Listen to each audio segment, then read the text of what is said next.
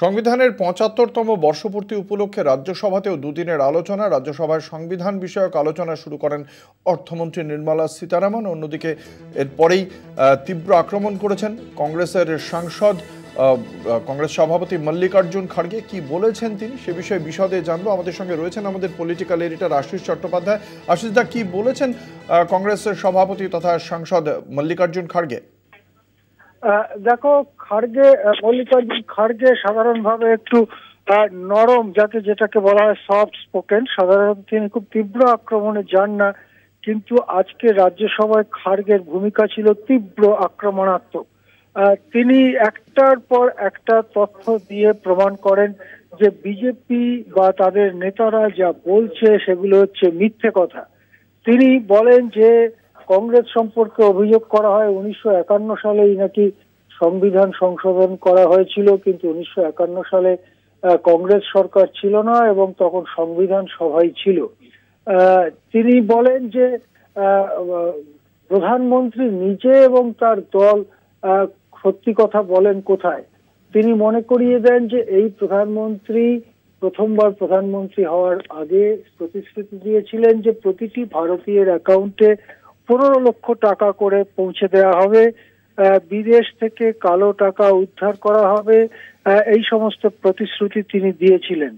তিনি প্রতিশ্রুতি দিয়েছিলেন প্রতি বছরে 2 কোটি নতুন চাকরি দেয়া হবে এবং এইভাবে ভারতের বেকার সমস্যার নাকি সমাধান করবেন মোদি। এই প্রতিশ্রুতি দেওয়ার পরে এত বছর কেটে গেছে, তার একটি প্রতিশ্রুতিও কি বাস্তবায়িত হয়েছে? এই প্রশ্নে ছুড়ে দিয়ে তিনি বলেন যে মিথ্যে কথা কারা বলেন? মিথ্যে কথা তো প্রধানমন্ত্রী বলেন, মিথ্যে কথা তো বলেন বিজেপি। অর্থাৎ একটার পর একটা তথ্য দিয়ে, যুক্তি দিয়ে তার বক্তৃতাকে আজকে সাজান মল্লিকার্জুন খাড়গে এবং বেশ সুরসিক ভাবে যে বক্তব্য তিনি রাখেন তাতে মাঝে মধ্যে চেয়ারম্যান জগদীপ ধনখড়কেও একটু হাসি হাসি মুখে তাকিয়ে থাকতে দেখা যায়। এবং এই বক্তৃতার জেরে আজকে বিরোধী পক্ষ যে অন্তত বক্তৃতার তুল্যমূল্য বিচারে শাসক পক্ষের থেকে বেশ খানিকটা এগিয়ে গেল, তাতে কোনো সন্দেহ নেই। হ্যাঁ, ধন্যবাদ। আমাদের সঙ্গে ছিলেন পলিটিক্যাল এডিটর আশিস চট্টোপাধ্যায়। কি বলেছেন মল্লিকার্জুন খাড়গে শোনাবো।